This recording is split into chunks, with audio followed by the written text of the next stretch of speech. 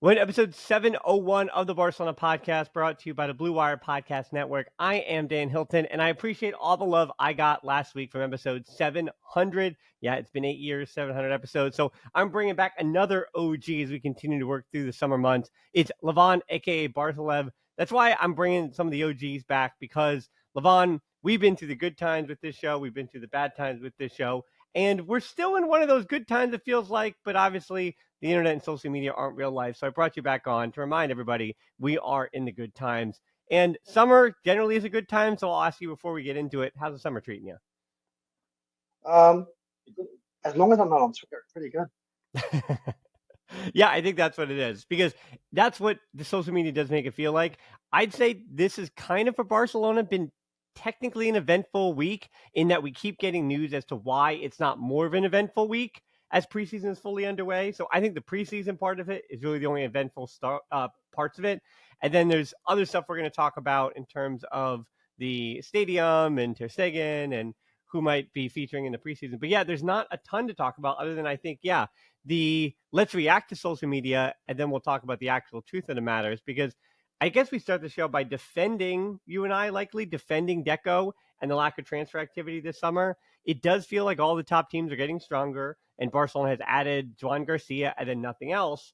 And reports are that Deco's infatuated with Luis Diaz. Marcos Rashford, again, continues to be the man on loan eventually, but will they have to put in a 40 million buy clause in there, which that might be the problem with that deal as far as people loving it.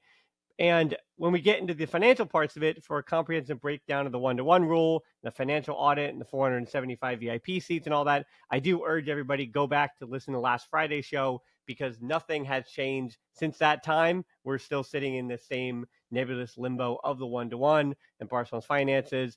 So I guess my question for you, Levon, is there just a disconnect between the financial boring stuff that people don't want to hear about, the adversity that Barcelona is still dealing with? Because it either sounds I, like Deco's not doing a good enough job, or Laporta's continually too optimistic when he talks to people about getting back to the one-to-one. It seems like one of those two things has to be true. well, I think the latter is definitely true. Laporte is always super optimistic, and it does not always turn out as good as Laporte tells us this.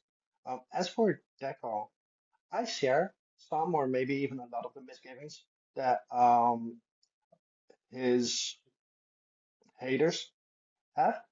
However, a lot of those misgivings are based on feeling or speculation. We cannot really judge him on signings that he did not make, given the club's financial state. We cannot judge him on not signing Nico Williams, because if the club says, hey, we might not be able to register Nico Williams and we're not willing to put in black and white that we will register him, it seems to me fairly logical that Nico Williams or any other target is going to say, well, wait, look at what happened with Dani Olmo last year. I don't want that to happen to me, and or worse. Um, but if I look at Deco, despite some of the things that I worry about, like I don't like how we came in. We had Alemania and Clive who were working really well. I don't know why Deco was signed at that time, but they couldn't work together. I mean, there's too many captains on the same ship.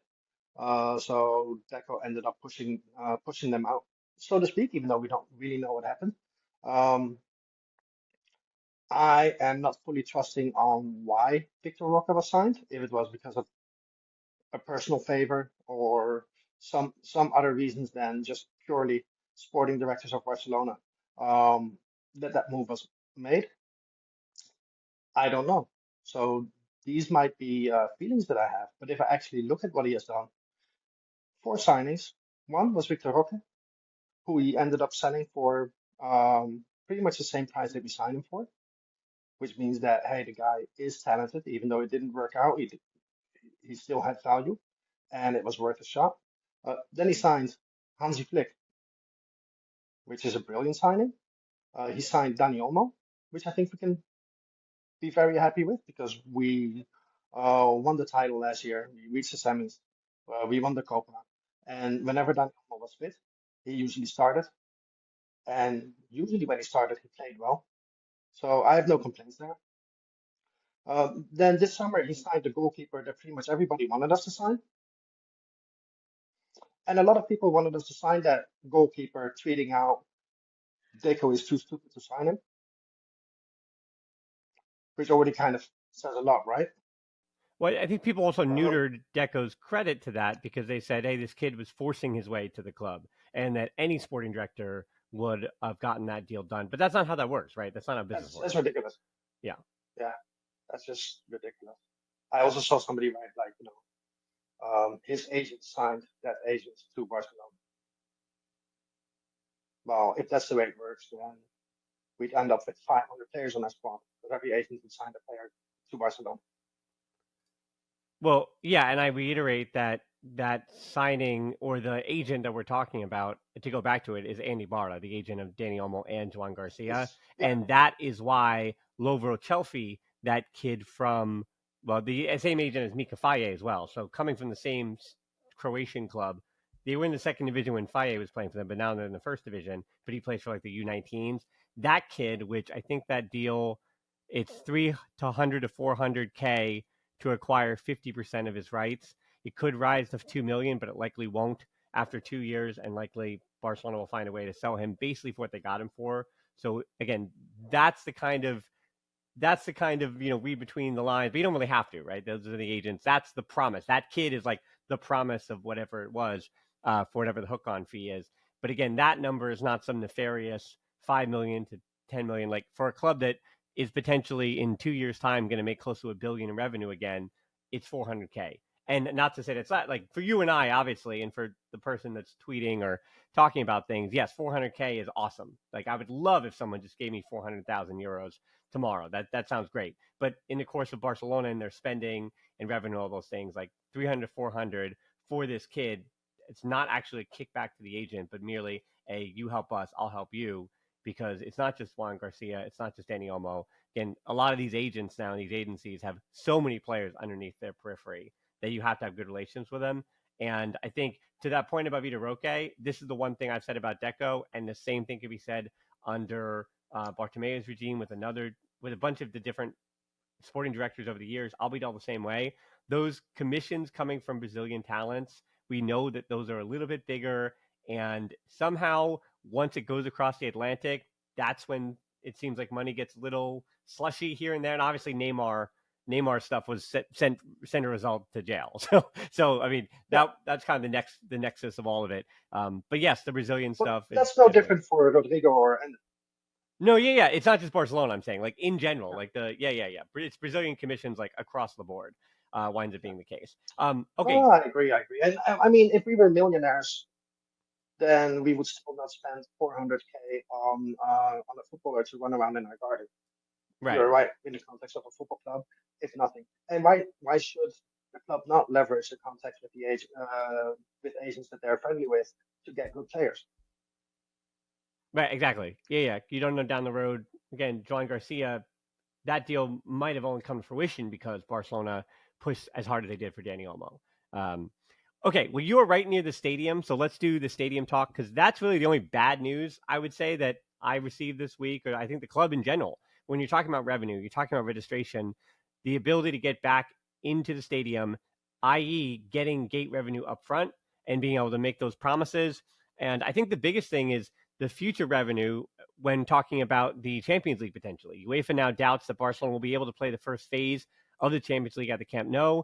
So it has not been ruled out or ruled in, but after visiting the construction site a month ago, UEFA again is still saying that there might be doubts. And it's, I guess, if you do not play your first Liga matches, or if you're not certified to play the beginning of your club season in the domestic campaign at the stadium, it has to be the same stadium in European competition. Not entirely sure how that works, but the Joan Gamper Trophy will now be held at the Estadi Johan Cruyff as the city council has decided not to grant the required first occupancy license for the Spotify Camp Nou. So that's all kind of bad news that Barcelona will not be able to return there. And the date that they're looking to return is still match day 4 against Valencia for that first home match. But I don't know. What are you hearing? Because I keep seeing that even the first and second levels are not completely done, as opposed to the just the finishing touches around the edge. So, I mean, whether or not an entire stanchion is completed and whether or not just some finishing touches are needed, seems to be two very, very different things. But it sounds like maybe, again, I don't know, it just seems getting pushed back more and more and more.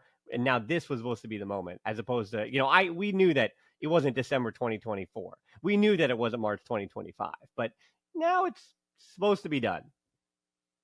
Right. I mean, my guess is as good as yours, even though I won't buy the stadium Yeah. when I go to the supermarket every day. When I look at the stadium, I do see progress, but it does not look like something that would be ready Hmm. to attend matches 6 weeks from now. It doesn't look anything near ready. But what do I know of construction?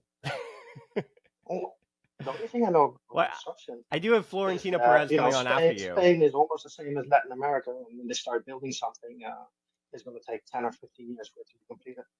Well, that's what I said. I Um, have I mean, Florentino coming on right after you just to talk about everything. Because uh, obviously he's a there you go. construction. And Yeah. like, if you go down to Valencia, they have in the stadium that they never completed. Hmm. And, 15, 20 years later, they're now saying, hey, we're going to start working on it again. Who Yeah. the F knows? Well, and not only that, but the apparent deal was that Limac was supposed to pay 1 million euros per day after the deadline when it was supposed to be done. Was it August 28th or something? So if it's not done by that time, there is supposedly. Yeah, I mean, we don't know. What we do know is, Exactly. But yeah. but the thing here is, imagine that the stadium is not ready until September the 30th. Mm-hmm. Then Limac pays us 1 million a day for 30 days, but we won't be able to use the stadium until when exactly? Does La Liga allow us to switch stadiums after 2 months into the season? I Yeah. know I know UEFA doesn't. Right. So that might not even cover the loss of match income, right? Right.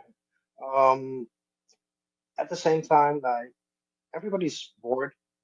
There's no football for us to watch and complain about or be happy about this summer. Mm-hmm. So every little report gets magnified, Mm. and we don't know until we know. Yep. The fact that it's not ready for the Gampe, who cares? Yeah. Okay, even when that report broke out, and I know that John Laporta came out separately and said that it would be ready, but when those reports came out, they already said like, hey, and if it's not ready, then the Gampe will be played in the Johan Cruyff Stadium. So that's it. We still have 6 more weeks or 5 more weeks after Gampe to get the stadium ready, or at least ready enough so that I don't know, 30,000 people might Yeah. attend. And Yeah. then if you have those stadium licenses to at least play there, then maybe 1 month later, we can have 40,000 people or 50,000 people. Who knows? Um, and if it is not ready, then I guess we're in trouble because Right. that will seriously impact the budget. And then once again, we won't be able to register some of the players that we miraculously registered at the Yeah. end of this month.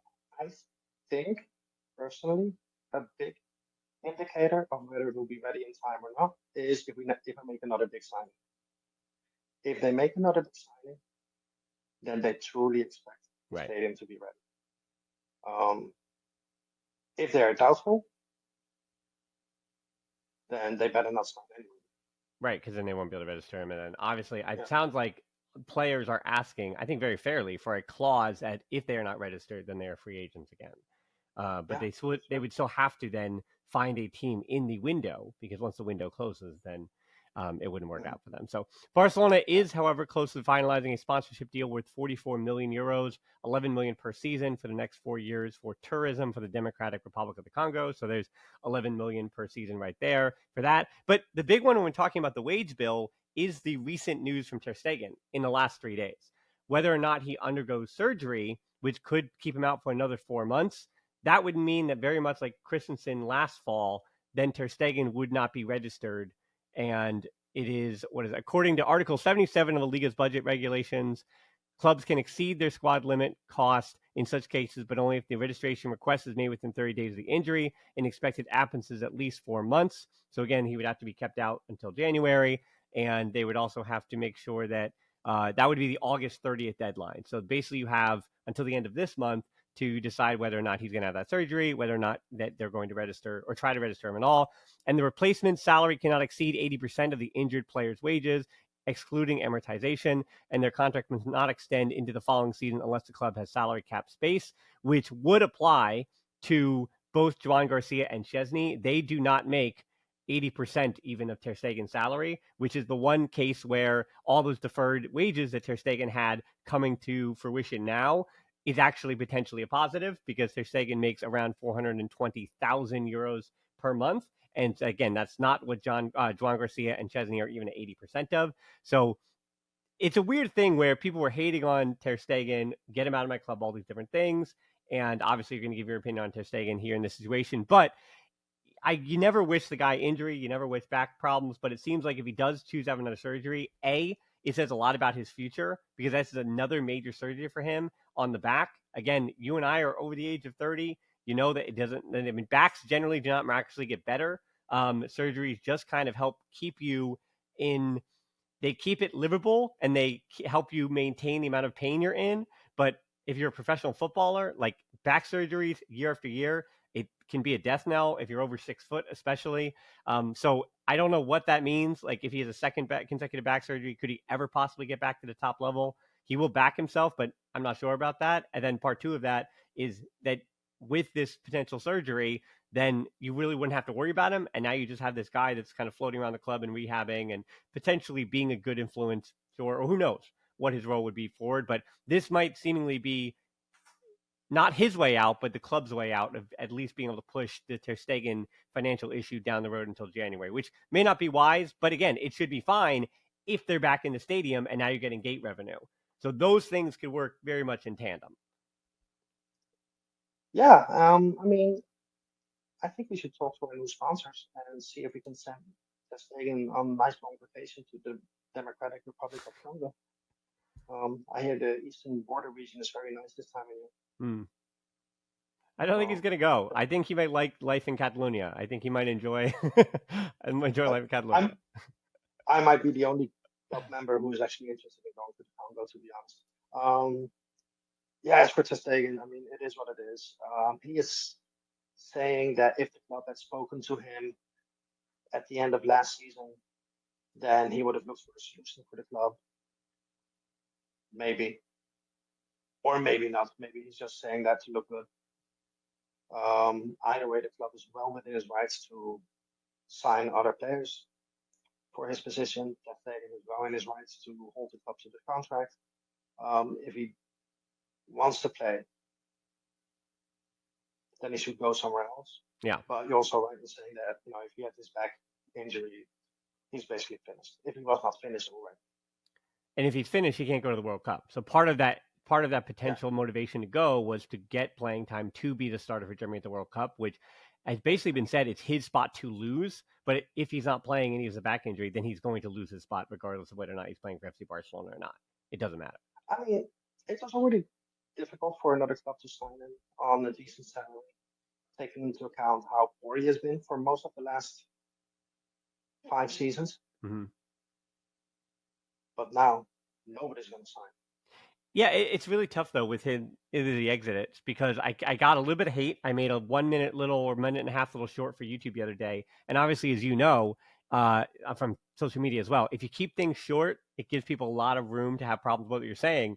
And what I keep landing on is that ter Stegen's legacy and ter Stegen, the current player, are two drastically different things. And you and I have talked about that before. Like the guy pre-COVID, again, it's a long time ago for people, so it's prehistory, but 6-7 years ago, he helps with Messi number one, then he too helped them win that, was it 2018 La Liga championship. I mean, it was so much of him in the first half of the season doing good things, and he's been a quality goalkeeper. Again, he's going to wind up being second on the all-time appearances list and he's third on the all-time foreign players list behind just Messi and Dani Alves, and then it's ter Stegen. Like that is how many times he showed up for the club, whether or not they wanted to get a new goalkeeper or not, they just didn't. And he was the man between the sticks for a long time. And I was talking with Kevin Williams about this, and this is the final point about ter Stegen. I want to get your opinion on this. You have been around me long enough where you remember 5 years ago, and I have to update it now, the top 75 list. It was a top 50, top 75. Ter Stegen was on there because of total appearances, because of contributions. And now 5 years on, it's so interesting because I feel like he might have played his way off the top 50 list. Because again, I think he was there then because of the accomplishments he had. But now the body of work he's put together in the last 5 years might have him no longer there unless you want to Well, I really. wouldn't have put him. I wouldn't have put him on there to begin Okay, well, well, I did. with. I always thought he was slightly overrated that first half of his career. I was never his biggest fan. I thought he was like those first 5 years, he was good enough for us to not look for a replacement, Yeah. but not so good that I was in love with our goalkeeper. Well, yeah, I mean, and there's Which is a very right. I mean, fine line. but again, when you're talking goalkeepers at Barcelona, the reason why I think the next time I do that list, I'm going to make a separate category and almost rank them because you're really talking just Valdez, Zubizarreta, Plotko going back to the 1920s, Ramayets, and then as far as like guys who've even made 100 appearances in net for Barcelona, now you're quickly getting into ter Stegen. And I think the argument now is ter Stegen closer to the cups of coffee that Carlos Busquets had at the club, or is he still closer to that pantheon of the goalkeepers that made more than 150 appearances and won a bunch of titles and all those different things? So I think that's for conversation his legacy for us down the road. If you're listing the top 50 players, 4 out of 50 is a bit less than 10%. Right. And the goalkeeper is 1 out of 11 players. Mm-hmm. So 4 out of 50 is already a lot given That's true. how many legendary outfield players we have. I don't think you need 4 goalkeepers. That's true. Top 50 players. And I think you're right. And I already named the 4 of them. It's Valdez, Zubizarreta, Plotko, and Ramayets. Like those are the 4 above ter Stegen in terms of legacy because they were some of the best players on their teams. Yeah, so I think ter Stegen might love for you to create a separate list for goalkeepers so that he can be in the top 50 Barcelona goalkeepers all time. Well, maybe top. Again, that's why I say him like next, or that's why. I mean, I even see maybe top 60. Yeah, of course. And of course, we got to put Pinto somewhere on there. I mean, just for vibes alone. He was a darn good. I might put him above. Yeah, but I mean, you like the. I mean, he's a DJ in Barcelona, so I totally understand why you've been around the world. But anyway, all right. I think it was a very good second goalkeeper. I mean, he was great for Celta de Vigo, and he was like Barcelona wound up. He was kind of a steal. Like he was a top goalkeeper in the league of the year before, and if Barcelona had signed Alvaro Valles in the last 2 seasons, like that's exactly the kind of sign that it would have felt like. Yeah, Pinto was really good. Okay, we're too far off. Actually, you know who it might remind me of, because nobody had even heard of John Garcia a year ago. Yeah. Then a couple of months ago, everybody started talking about John Garcia. We have to sign John Garcia. He only had one great season. Right, 24 years old. 24 years old. We don't know how it's going to work out in Barcelona. We have no idea. Well, I mean, that's why I said it's not the same defending the goal for Espanyol. Yeah. As for a big club, how many hugely talented goalkeepers made that jump to a youth club and did not work out? So it's far from a given that John Garcia is going to be our next great goalkeeper. We don't know. This is just speculation. Well, that's why I said last week that ter Stegen, I understand why he's trying to back himself. He's a captain of Barcelona, and he's like, hey, I'm competing with a guy that's leaving, likely to Turkey in Peña. I'm competing with a guy that was just retired, and the club just basically said, goodwill, thanks for playing so well for us last year. Here's an additional contract. And a guy who was fighting relegation for a team, and he's 24 years old and had one good season. So that is what ter Stegen, he's looking at those 3 and like, hey, I mean, this is why I'm backing myself. Like, I'm Marc-Andre ter Stegen. I've made 200 appearances for this club. Like, and you totally understand what he wants to believe. And obviously goalkeepers, they have that extra bit of confidence and self-confidence that the outfield players even have. Okay, so True. I think then again, all 3 of those goalkeepers had better seasons than ter Stegen. That is true. That's true too. So ter Stegen will likely not be in. I guess Hansi Flick, we're saying around 26, but he said 26 to Asia, like he confirmed that. So currently training with 35, only 26 going to Asia for the tour in a few weeks. 10 will be, well, actually next week. 10 will be cut. And so I just actually went through it here and see what you agree and disagree with. Ter Stegen likely among the candidates, obviously, to be left out, along with Ori Romeu. Those are the guarantees because Ori Romeu will likely have his contract bought out, which is less than 5 million, I think, and then he'll go to Girona. So Barcelona are due to play Vissel Kobe. That again, Iniesta, Sergi Samper. That's that. Well, Iniesta's gone now, and I think Samper might be gone as well. But that's Vissel Kobe, VC Seoul, and Deco FC on their tour with the first game set for July the 27th, so 9 days from now. So I counted it out. 3 goalkeepers. I guess Iñaki Peña is going on the tour, and then he'll get back and he'll leave. But right now it's Joan Garcia, Szczesny, and Iñaki Peña. Those are the 3 goalkeepers. Then you have 12 defenders definitely going. Cubarsí, Araujo, Eric Garcia, Christensen, Inigo Martinez, Balde, Martin, as in Gerard Martin, who's just coming back from an injury, Koundé, and Fort. Fort being a first-team player here. And then that takes us to 12 players. 6 midfielders are definitely going in Casado, Pedri, Gabi, De Jong, Olmo, Fermin. And then that's 18. Taking us to 22 But now. now he's not fit yet, is he? Who? But now, is he fit? We're going to get to him in a second. So then taking us to 22 is Rafinha, Lamine Yamal, Torres, Lewandowski. So that's 22 of 26. Some questions here. Does Bernal count? I don't think so because it sounds like he's been given a green light for full training, but he's not been given yet a green light for active participation in matches. And it sounds like that won't happen until the beginning of September. And they're going to ease him back in, which is not a bad idea. So he might go and train, but not be part of the 26 players that are going to make those rosters for the tournament. And then, as I said, Ori Romeu. And then I also left Pau Victor out. It sounds like Pau Victor will likely not. I mean, that deal might be done the next 9-10 days. So it sounds like Pau Victor is on the outs. If not, that's 23 for you.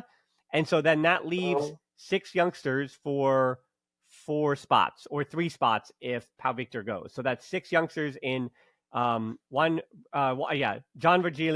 Tony Fernandez, Landy Ferde, Jofre Torrens, and 2 of Guy Fernandez, Ibrahim Diarra, Dro Fernandez, or Juan Hernandez. So my assumption would be that it would be, we've heard that Guy Fernandez and Ibrahim Diarra are both not happy to play in the 4th division with Barça Athletic, and they're looking at a loan, or for Barcelona financially, they would want to do a buyback option at the moment because, again, they want the income up front, and then if we want to go back for these kids, we can.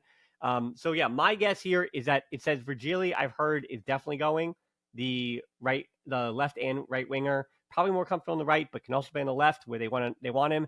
Danny Rodriguez also still coming back from his shoulder injury, so apparently he is not confirmed to technically be part of that 26 either. He might go and train like Bernal. And then I do think Tony Fernandez, he was there last year. You could probably put him in pen on going. And then same thing with Jofre Torrens, with Gerard Martin likely missing the first part of it with injury. Jofre Torrens, the actual only other left back. So I would put Tony Fernandez and Jofre Torrens, because again, if at least 3 go, those are 2 of the 3. And then I think you forgot a new signing there. The new signing? Rooney, the Swedish. Oh, right. And I did. Rooney Bargi is definitely in the, so that's 23. Yeah. So that means if you count Bernal or Pau Victor, one of those, it's just Jofre Torrens and Tony Fernandez, which again, isn't so bad. Landy Ferde is, yes, he's the same age as Lamine Yamal and Bernal. He's 18, but he's still 18 and he's still figuring a few things out. He's a little error prone, but physically the profile's there. His ball playing ability is good enough. And he just has to kind of cut down some of those mistakes, which I hope Landy Ferde does. And I'm so high on that kid. Great. Same thing with Guy Fernandez is 16, or he's just turned 17. So super high on him. And Ibrahim Diarra, same thing, coming from Mali, looked good for the U19s. But again, reminder, Diarra, Joe Fernandez, they were with the U19s last year. And if they're not ready yet, that's totally fine. The players that play for the first team don't need to jump from the U19s straight up to the first team. It doesn't have to happen that way every time. It's okay if a kid who's 17 takes another year or 2. That's fine. Yeah. But I like that those, as I've said before, what I've liked about Hansi Flick, and actually what I liked about Xavi too, it feels to me that when I and Arsene and people you trust at the academy, when we watch these kids and we say, hey, I think that kid is special, it seems like Xavi and now Hansi Flick agree with us, and they agree that those are the special kids, which just means that it sounds like either we're doing something right or the club do say, hey, we do trust in these kids in the future. So yeah, I like the group that they picked, and it's okay if not all those kids make it to the Yeah, Asian tour. That's okay. I mean, I also think that a lot of players should be mentally and emotionally prepared. That during the next 5, 6, 7, 8 years, a lot of Messina kids will sign to other clubs Yeah. before they have a chance to break through. Okay, because we have such a young squad that has so much talent in every position that a lot of kids are going to look at the squad and say, "Hey, I am not going to get minutes then." Yeah. Okay, so yeah, we will still get some youth players breaking through, but nowhere near as much as we have seen the last couple of seasons. And you could already see signs of this at the end of Qatar.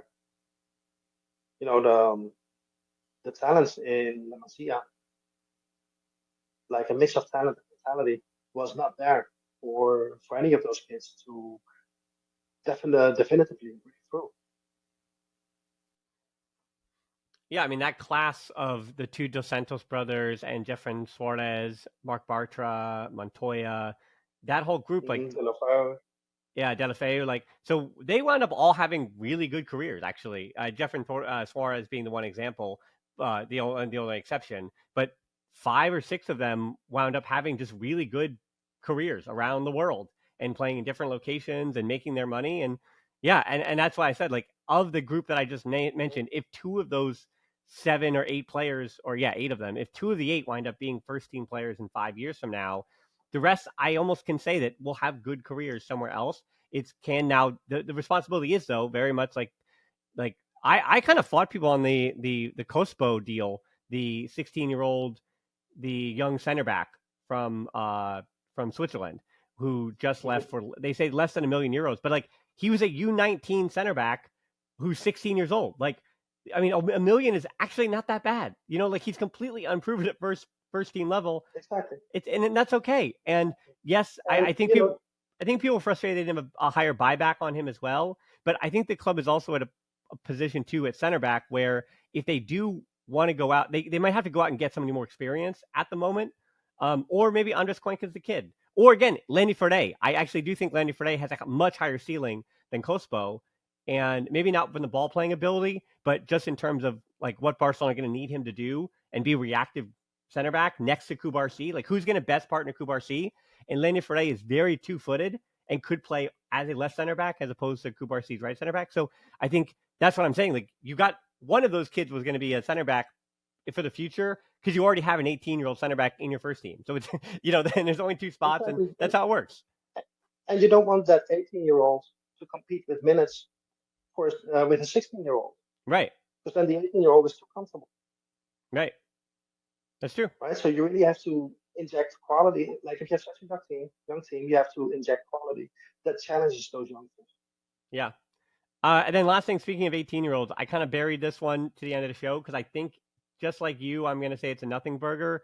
Lamine Yamal is in the news for both good and bad this week. What a week for him. Turned 18, got the number 10 shirt, and he had made some headlines prior to that on his 18th birthday, which I feel, I mean, I think you said this properly on social media, that like this kid now, and we knew this was coming for Lamine Yamal, there was going to come a storm of attention because again, he is a top 3 Ballon d'Or candidate. Like the kid is, he is him, and he's getting the number 10 shirt at Barcelona. The sales are coming, the attention is already here. So for Lamine Yamal, how he navigates being a professional, because whether or not he's on his best behavior, he's there's going to be things that happen. People are going to have a problem with anything he does, and again, it's just whether or not he can continue to put himself in the right environments. And I trust that he does have a good family and world around him. I just really hope that's all you can say. I just hope that he can navigate what is truth and untruth about him on the internet. Yeah, I mean, if you're 18 years old or 17 years old and you walk around with half your waist in gold around your neck, Mm-hmm. then you're gonna get attention, Right. I mean, 17, right? 18-year-old kids make mistakes too. Like, and that's a tough thing. And Like, then they it's hard and they not to make make mistakes mistakes. too, but he also has the right to be who he is and Yeah. to live the life that he wants to live. So I don't criticize him. I wish he would receive less attention. I wish he would do less things that receive attention. Because a lot of people like to blame the media for the attention that it gets. But we all know the media environment that exists, Hmm. and not every 18-year-old footballer um, attracts as much attention as Lamine. Not only for because Lamine is such a good footballer, but also because what he does during the summer. You don't see Gavi or Pedri or Alejandro Balde receiving this attention. So again, it's up to him, but I don't get the complaints about the intention because this is something that you know what will happen, and if he wanted to avoid it, he could. Yeah, I mean, I think that So the do what you want, but don't complain about well, so what I would say about him too is that it sounds like from at least the club that nothing he has ever done off the field has ever impacted his ability to come to training on time. Like he had even said that what did Hansi Flick say about Lamine Yamal with the number 10 when he got the shirt? Hansi Flick said, enjoy it and be on time at training tomorrow. That is what Hansi Flick said. And then that's what Lamine Yamal did. The kid apparently has it. never been late to training. Wait. Yeah. He said go to bed early. Oh, go to bed early. Sorry. That lost in Yeah, translation. Yeah, which is not the same. yeah. That is right. That's Okay, true. because you cannot go to bed and still show up to training. And that's the other side of it. Like if this happens during the summer, cool. If we see this during the season, Exactly. then hey, that's a sign that he is not living the life that a professional footballer needs to live in terms of sacrificing the things to get the best out of his Yeah, career. and I think there are big Which again would not be a personal attack on him. right, It's his right, right. life, and he can choose. And he could be like Ronaldinho, where he's on top of the world for 5 years, Yeah. and that's okay. It will be whoever he is. I mean, there's different categories, right? Like there is worst case scenario, which is like Romario when it came to like the off field stuff, and then well, I wouldn't say Romario is like worst case, but it's close to it, right? Romario didn't really his time in Barcelona was cut short because of the Bosman ruling, yes, but mainly because of what he's doing off the field. And then you have that next category, which is Ronaldinho and Neymar, because that's what they were, right? That it was 5 years of like, well, for Ronaldinho it was 3 years, but for Neymar it was 5 years of my goodness, look at this guy. And you could say it was injuries, but I don't think the off-field stuff ever helped Neymar either. And Lamine Yamal, like there is very much a Neymar. There's a Neymarness to him more than there is a Mhm. Messiness to him. So yes, if Lamine Yamal can just kind of figure those things out, but again, he's also surrounded by young players who are good examples. Like he is surrounded by Gabi and Pedri and Fermin and Balde, and again, these are all these older brother figures for him and Kubarsi. And I think the good thing about this group together is he can only stray so far. And before, obviously, those kids who seem like the most boring teenagers you've ever seen in the world and 20-year-olds kind of bringing him back in. So, again, I'm not worried. There's not one alarm bell, maybe like a half an alarm bell rang for some of the news this summer, but I don't, it doesn't bother me yet. And we'll see how he deals with all of it. I mean, it doesn't bother me either because I don't feel entitled to his life.